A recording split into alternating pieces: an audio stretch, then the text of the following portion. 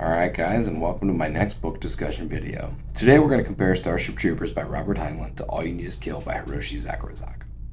I read All You Need Is Kill as it came recommended after finishing Starship Troopers, so by no means am I the first to compare these novels. Nonetheless, it's fun to analyze the connection between these two books. These two books share a lot in common, but we're going to talk about three central themes that they both share. 1, they glorify the military experience. 2, they have mech suits. And 3, bug warfare. Though they share these three themes in common, it's the execution of these concepts that give them both unique identities. Part 1, the military experience. Starship Troopers is easily one of my favorite books. I read it in about 3 days. Shout out to Bellywitch Productions for sending me a copy in the mail. This book is heavily criticized as being pro-war propaganda, and it's satirized in Paul Verhoeven's movie adaptation. But I don't believe that's entirely fair, even though it's totally true. I served 5 years in the Navy. I didn't do anything crazy like jump out of helicopters, and I certainly didn't fight space bugs on an alien planet. But I did get yelled at a lot, I was miserable a lot, and I definitely formed some of the strongest friendships I've ever had over that misery. And as much as I hated it, I kinda loved it. Starship Troopers is written by a guy who has a Navy background and a more impressive career than my own. According to news.va.gov, Heinlein was in junior ROTC in high school, went to the Naval Academy, became an officer, served on the USS Lexington as a radio operator in 1932, and then was medically retired in 1934 due to tuberculosis. Heinlein's military background is what makes the execution of Starship Troopers so phenomenal. The book reads as an autobiography of the fictional Juan Rico as he seeks to gain citizenship via the service in the mobile infantry.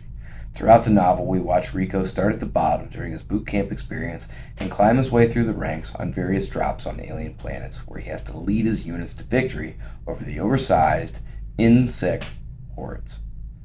Despite the fictional setting, Juan Rico feels like a real military veteran as he navigates his career, his interactions with his superiors, his mentors, and subordinates. The blemishes on his record and the medals on his chest are all elements that bring this character to life. Additionally, the author nails the lingo, how service members talk to each other, how they care for each other, how their lives are structured from bottom to top, and how that structure is their biggest strength and simultaneously a bureaucratic hindrance. I don't know if Starship Troopers was a love letter to war, but the author certainly seemed nostalgic for that military lifestyle. As someone with my own glimpse into that world, I also get nostalgic for the camaraderie, the structure, a sense of purpose, and so on. But I also know guys who don't share those same sentiments at all. So in summary, I guess it's a nuanced experience, and even though Heinlein seems to glorify that experience, it isn't totally inaccurate. As for All You Need Is Kill, we follow the main protagonist, Kiji Carrera, a green infantryman who's fresh out of boot camp, faced with his first drop against a bug horde, whose origins may or may not be space. The twist, though, is that Kiji becomes stuck in a Groundhog Day-style time loop, where he has to relive the same day over and over until he can figure out how to actually survive his first battle to break out of this loop. There's mech suits and love interest, and so forth. But let's compare the military experience of the soldiers in this book to those of Starship Troopers. Heinlein may glorify the military experience, but the portrayal is very authentic. All You Need to Kill, however, reads like a high school student writing about what they think the military might be like. In fact, I was surprised to find that the author was older at the time of writing this one. And to be fair, All You Need to Kill was clearly aimed at a younger audience. And I think I was out of the target demographic for this one. Despite this, the jargon, the command structure, the cartoonish portrayal of the military fail to come together to make the horrors of a soldier reliving the same tragic battle over and over feel anything more than like a video game. Part 2, the mech suits. The entire reason the infantry in Starship Troopers is called the mobile infantry is because they fight their battles against the bug hordes in mech suits.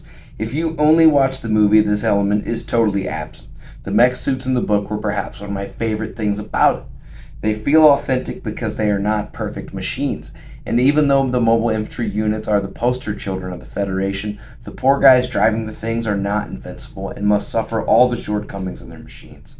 Despite their shortcomings, a good pilot can extend his lifespan by gaining true mastery over his equipment. What led me to All You Need Is Kill in the first place is I wanted more mech suit action, and it's certainly a central theme in this book as well. The main character has a few mentors that really teach him how to operate his mech suit.